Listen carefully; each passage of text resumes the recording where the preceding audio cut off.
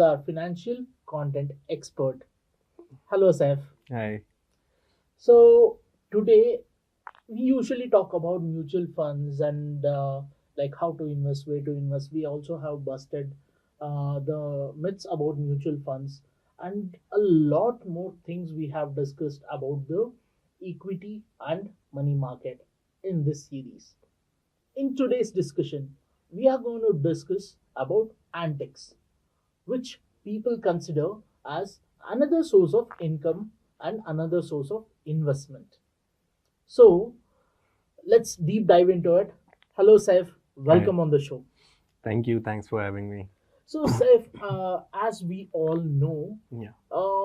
nowadays people are too much like into collecting the antiques. Yeah. They go to some stores, Mm-hmm. for example, if there is a rec shop, they Mm-hmm. go there, they check out for all the products they have, and if they find something interesting, they get it back. So, can you tell us like how this works as an investment? Okay. If you talk about investment in antiques, there are a lot of risk associated with it. Hmm. Okay. Just like you said in that Bond Stars series that we used to watch. Yeah. Uh, so in that you might have seen some people bringing in something very antique, something that they consider it to be very expensive, and Mhm. it turns out to be a piece of Crap. crap. Yeah, exactly. Like it turns out to be some $10, $20 kind of thing. Yeah. They were expecting like more than 50,000 or 100K. Mhm. So it's a very risky kind of thing. Okay, so you need an expert that can identify its actual value, and then only it is good thing to invest in that particular thing. See, there are a lot of antiques which have been priced at a very unreasonable rate. Okay. Okay, it's like I have recently I heard about this a bowl, a simple bowl Mm-hmm. from some king dynasty of China. It was sold for 30 million USD. Oh 30 my million God. USD for a bowl.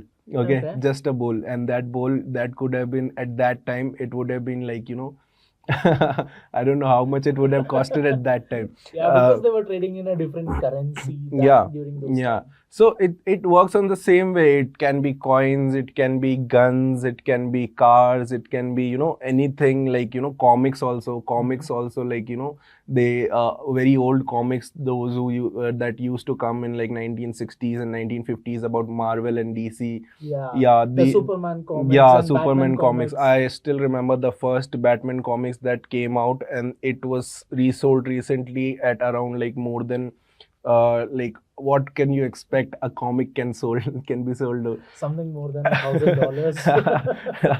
It's in million. Oh my God! Yeah, I it's think it's more than a was million. that the first edition Yeah, of first that? edition of Batman comic. And Oh. yeah, it's like it's crazy expensive, like whatever, you cannot predict. And sometimes what happens is people have it as a collection because they like collecting it, and they don't even know the actual value of it. Mm-hmm. Okay, I would share a personal example with you. Like there was a rifle. Okay, a Okay. rifle in my family, in my own family. Okay. Okay, my great grandfather got it from some British person Mm-hmm. during 1920 or 1918 something, before 1920. And that rifle is still in your family. And I was just like checking it out, like what is it, what it is. And I found out to be worth 12 lakhs, because it's a British ancient extinct kind of 12 bore rifle. Okay, so it happens Okay. like none of my family member knew that it is costing that much. Okay, uh, Yeah. yeah, so it happens in everyone's life. You might have something in your family also that has been passed on to generations, like some old Indira Gandhi coin that you might have heard, like 1 rupee Mm-hmm. coin with Indira Gandhi's face on it. It sells around more than 1 lakh right now. Yeah, Seriously. yeah, it sells. I think I should go back home and look for Like, like Indira Gandhi face coins. yeah, you should. Generally people consider that holding on to cash is like, reducing its buying power because of inflation. Yeah. Okay, but at some times I think you should always carry a one note or one coin or anything for that generation, for that, for next 100 years or 200 years, that can become a unique, rare thing that you can't even imagine it to, grow into something. So it's like it's a very when it comes to investing, it's a very complicated market, because you need to know like what is the value of this thing, and you also need to know that this thing is authentic.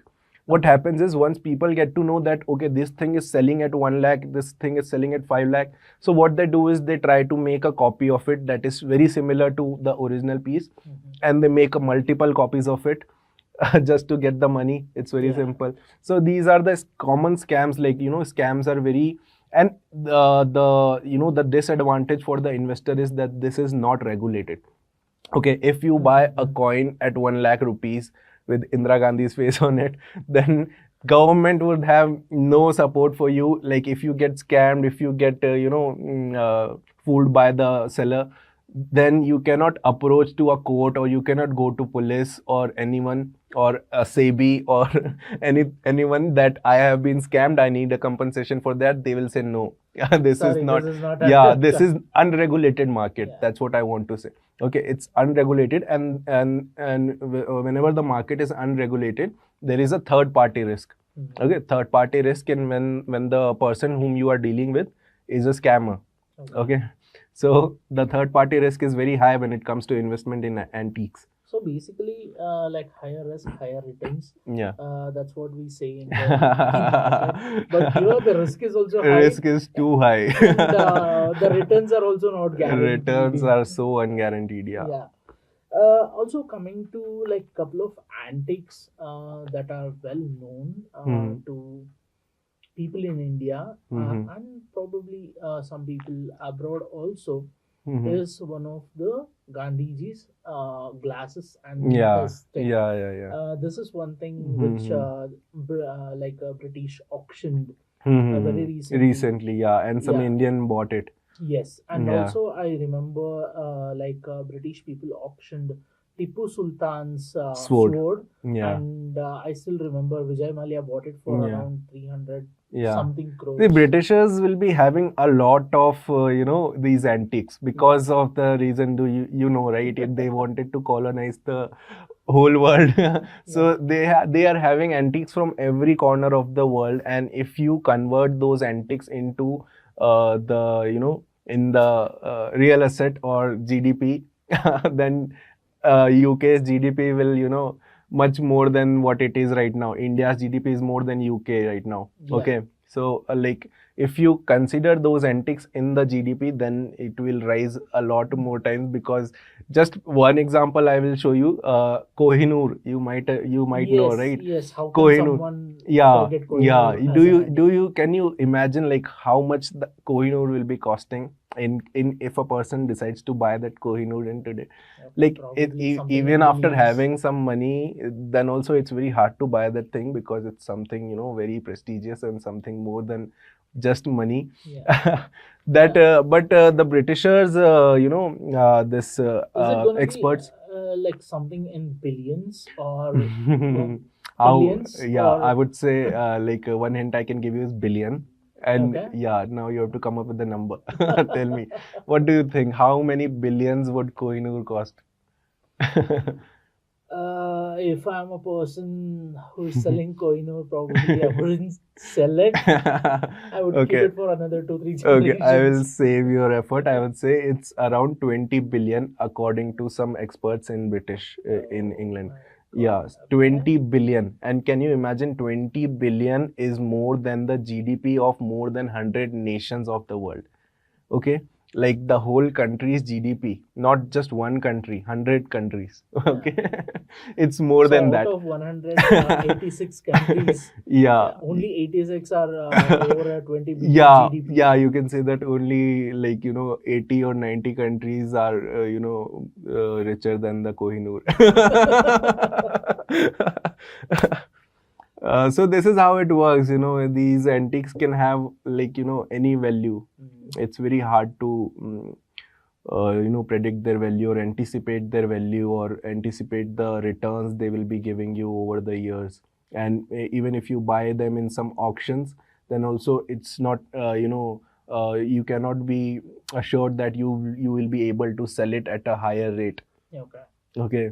So as an investment, it's a big no. Like if you are a if you are a geek and if you want to have it as a collection. Okay, many people have this hobby of collecting. Yeah. They'll Coin collect, collectors, coin stamp collectors, collectors. stamp collectors, and everyone. So for them, it's like more than money. Like they don't consider it as an investment, but it's like they get some pleasure out of collecting things. So it's for them, I would say, like they can go for it. But for retail investors, I would say big no. Why are you doing this? See, as you said, like it's not regulated, and you don't know like what's the value of the antique it's gonna be. Yeah. But here also, I would like to know, like on what basis, like if there is an expert and he wants to value a coin or he wants to value an antique, whatever it is, Yeah. probably a car or something. On what basis do they value these things? Yeah, that's what I was telling, that valuation of these antiques is the most difficult thing. Like, in finance, we can value a stock, we can predict a valuation of stock after 5 years also, we can value futures and options contract also, we can value every other asset class that is a legal tender. But this antique, because it is unregulated, it is not a legal tender, you cannot value it. The valuation that we get is, we get it by finding a buyer who is ready to pay that amount. Okay, suppose that Tipu Sultan sword, it has no value, but if a person is ready to pay 100 million for this, then its value becomes 100 million. Okay. Because it's the maximum amount that a buyer is ready to pay. Mhm. Okay, so that becomes the value of that antique. Okay. So now, for example, Vijay, let's consider Vijay Mallya bought it for $100 million Yeah. or something. Mhm. So from now onwards, is that money going to be like a benchmark Yeah.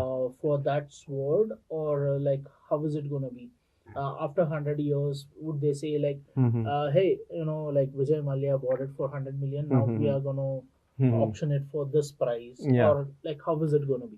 Yeah, see, like if you paid 100 million for this particular sword, its value its value is 100 million right now. Okay, maybe after 10 years, 20 years, or 30 years, or 50 years, the inflation will take over, and that 100 million value of 100 million would likely to increase. So because of inflation also, the value can increase. Okay, if he would have bought that particular sword before 50 years, then it would have cost like very less, like less than 1 million also, like some $1,000 also. Okay. Now the value has become higher because of the inflation, and the valuation of the money and buying power of the money has increased. So that's why, so the value of that antique will also change accordingly. But you cannot assure, it's not assured. Okay, like later on, he might be in need of some cash, like I need to liquidate that thing. I don't need a Tipu Sultan sword. I need some money to expand my business, or afford anything, buy any land or something. So then he will go for selling. Indian government announced that thousand and like it was all of a sudden, Mhm. like overnight, Modi comes on the television at 8 p.m. Mhm. and he says like from right now, Mhm. the 1,000 rupee and the 500 rupee note that you have Yeah. has no value. Yeah. All you can do is like give it back to the banks and you can Yeah. just exchange it. True. So can if somebody is keeping that thing, probably like now people are much more known about these antiques. Mhm. So there might be a lot of people keeping that money to thinking that it can be an antique. Mhm. So after like 100 years or something, when they want to sell, Are they gonna be like getting much more money, or True, how true. is it? Yeah, it can surely happen. Like it has a very likely to happen that these 500 and 1,000 rupees note, especially the 1,000 rupees note, because Mhm. it is not continued. Like 500 has been continued by changing the face of that note, and but those 500 and 1,000 rupee note, I would recommend you to keep one note and keep it in the locker and give to your grandsons. Grandsons. Yeah. Then it might cost around whatever the if you invest that money in some bank account, then I'm sure you'll be getting more returns than that. So Yeah, so guys, this is one thing. 2000 rupee note circulation has also been stopped. Mhm. So there's high chance now. We can't help with the, if you have given your 1,000 rupee and 500 rupee note, we can't help you with that. But as 2,000 rupee note is still in the stage of getting banned, and still Yeah. people are returning it to the bank, you have time to keep just one note for the sake of converting it into an antique. So, as if coming back to our antiques thing, Mhm. we also see a few commodities Mhm. which are overvalued. Okay. Not only the antiques we talk about, but some commodities. For example, take Nike's Air Jordan. Yeah. Okay, Mhm. so if I'm buying it for like whatever the price it is, Mhm. and people do think the price of the Jordan shoes will be going higher and higher and higher, Yeah. and it's never gonna fall. Like, what is your take on that? Because you're It's also a Jordan user. yeah, so it depends on personal belief that people consider that those people believe that these sneakers would be very looking good on me, and I like it's totally a personal choice. Mhm. Okay, and it happens like there is particular this Nike Jordan Air Jordan 1 University Blue. Mhm. Okay, it launched at 13,000. Okay. Okay, and right now it's selling at 50,000, more than 50,000. Okay, Okay. and it released like like 1.5 years ago. Okay, so in 15 months or 16 months, I would say this particular shoes has delivered returns of more than 300%, Oh my God. nearly 400%. Uh-huh. So that you cannot get in any other you know Any other any other instruments? legal tender of investment instruments. But yeah, like I only bought an Air Jordan that was launched at rupees 9,000, and I bought it for 15,000. So it depends on personal choices. I won't say that it is a good thing to invest in them, Mhm. because once you buy them and if you use those shoes, then their value reduces. Okay, Okay. if you're buying and not using them, Mhm. then it's very likely to that you can sell it at a very higher prices in future. But I won't recommend this to for investment purposes. Yeah. Okay. Because if you're buying a commodity, then you have to use it. That's the reason we are Yeah, like buying things, right? we cannot consider a shoe as a commodity. Okay, Mhm. it's not a commodity. Commodity is like something that is a legal tender, like gold, Yeah. silver, or copper, or even wheat and everything. Mhm. Yeah, these are the commodities. Shoes is just like a collectible only. Like you are a shoe geek, shoe enthusiast, and you want to wear good shoes. So it totally depends on your personal choices. It's like a Mhm. collection only. Okay. So if, coming back to our last segment, Hmm. we can discuss on few of the things which were highly auctioned or highly Hmm. sold Yeah, antiques. yeah. So when it comes to most sold actives like antiques, like those are having highest demand. Mhm. The first thing comes is painting. Okay, Okay. painting, yeah, Mona Lisa painting, and even the MF Hussein painting in India is very expensive. Mhm. So paintings are it attracts a lot of money because people like to put them in their bedroom, in their drawing room, in their guest room. They want to show off that these are the things, and there are some, in when it comes to antique, there are some illegal items also that are being sold a lot, like, the skins of the animals, and the, so those are also considered illegal. If you buy them, you are likely to get arrested also. Okay. I think on this point, probably in India and couple of other countries have put a ban on using the skins and Yeah, yeah, yeah. You the cannot. ivory of animals. Yeah, yeah, yeah. You Uh, cannot do that. but I think in some other countries you can still use it as Hmm. this thing. I'm not sure about this, Hmm. but I have heard about this. Yeah, like if an animal is rare, in black market it's sold at a very high prices, Mhm. but it's still illegal. Like you cannot show off a skin of an animal in your drawing room. Okay, it's so illegal. Like if someone finds out, you are very likely to face legal compliance against that. Okay, but coming to the legal antiques that you can have, like coins are very much in demand. Mhm. Rare coins, stamps. Again, stamps are a very important thing. Like the first colored stamp, I would say, it has been sold at around $360,000. Like the first colored stamp. First colored stamp. Yeah, yeah, yeah. Okay. So it's like, stamps are very unique because each stamp has something unique in it, and it Mhm. cannot be copied.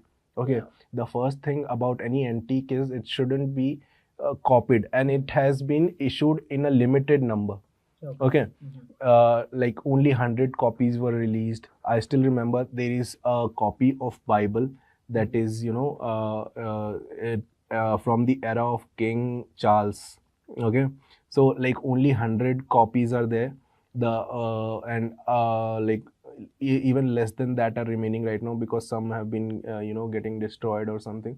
So because at that time, like the king ordered to to this that only this number of bibles will be there, something like that. I don't know the exact story of behind that, Mhm. but that bible is considered very rare Very and antique very ones. antique. Yeah, Yeah. very antique and very rare, and it is sold at a very expensive. The old books, the original books, like Mhm. the John Milton Paradise Lost and the Dante's Oh my God, you are yeah. going back to like eras. Yeah. So the like the original copies of those books, who are historic books, like Mhm. those who have been played a very important role in the history. Mhm. Okay, those books are sold at a very expensive rate. Okay. And another thing is guns. Like I told you, the Yeah. guns are very rare. There are so many guns which are more than 1 million. Okay, and they can't even fire straight on target. Okay. Okay, but still they are expensive. I think this point seriously comes from the pawn shop Yeah, series. yeah. And another thing is, like in that series only, you might have seen these sports collectibles like rings, baseball rings, and trophies that player have won, the Oscar prizes, the Grammy prizes that the celebrities have won. Okay, those trophies and those medals, they cost a lot after some time. And also cars, rare cars are also, antique cars are very expensive. When it comes to automobiles, like they'll be slower, they'll be less comfortable, they'll be they'll be less good looking, but still they'll be more expensive than the Lamborghini. Yeah. Okay, so this is how this antique thing works. It's about emotions. It's Yeah. about it's about, there is some emotion attached to it, there is some history attached to it, there is some story attached to it, and because of that story and that emotion, that thing is expensive. It is not the value of that thing. Exactly. I Okay. remember one thing Hmm. as Abraham Lincoln's cigar box, Yeah. which still had the cigars in it. Yeah. That is one thing which is very expensive. Apart Hmm. from that, very recently, I was just going through an article Hmm. where Sachin Tendulkar signed bat, whichever he had used for the World Yeah. Cup. Yeah. Even that was auctioned. Hmm. Like when I think 2011 when we won the Yeah. World Cup, The bat which he had used in the finals against Sri Lanka, that was auction. Yeah. He could not score a lot of runs, but he made a lot of Yeah. money from that. I Yeah, think, and that I think that's like one of the major reason why he's the richest cricketer in India. of course, of course. So I think we have discussed a lot, and coming to the conclusion of this, yes, antiques have a good value, Mm-hmm. but which is not Unregulated. which is not regulated, Hmm. and the risk involved in this is very high. Very high. Yeah, Very, very high. because if they get to know like this thing is being sold for a higher price, Hmm. knockoffs can come to the market Yeah. like really fast. Yeah. So I think our young investors and whoever is Hmm. investing should try and avoid Yeah. this kind of investments, Yeah, and and they even should. if they want to really want to invest because of some emotion or some be a part of that story or something, they Mhm, need to get it checked by an expert, mhm. because in that show also Pawn Stars Yeah, also, in the value, the instruments, the things that the owner didn't understand, he always called an expert related to that particular field. Okay. exactly. Yeah, he might charge you something, but at least you will be buying the actual thing. Okay, And it's actual thing at a it hurts. actual price. Yeah, it hurts your emotions also. Apart from financial losses, Mhm. you will get emotionally damaged when you find out that whatever you're thinking was an authentic, like Mahatma Gandhi's specs, or Mahatma Gandhi's lathi, or Mhm. something that you're holding, that and you will be your heart will be broken when you find out that this is a fake thing. Okay. Exactly. And same goes for the Air Jordan also. Like, there are so many copies and so many people are selling the copied version, and once you find out that okay, this thing is fake, apart from the financial losses, your heart will break. Yeah, that's true. That's true. So it's more than just financial risk. So nice. So Saif, we had a really fun, loving episode, and Mhm. we discussed a lot about antiques, and we discussed like which was the highly sold antique, Mhm. all these things. It was really informative, and we also said like why these things are going to be risky. Yeah. So I think our audience will also agree on these things, and will try to inculcate. If you are a person who loves antiques, then yes, of course, you can buy it and you can keep it. But if you are trying to have an antique as an investment, then it's a high no for this kind of investments. So thank you guys. Thank you for joining us in this very fun loving and informative session about antiques as an investment. Please do follow. Please do follow us on all our social media platforms, and do subscribe to our YouTube channel, that is Bullsmart Stock Academy. We'll be coming back with another exciting episode, and we'll catch you up very soon. Thank you.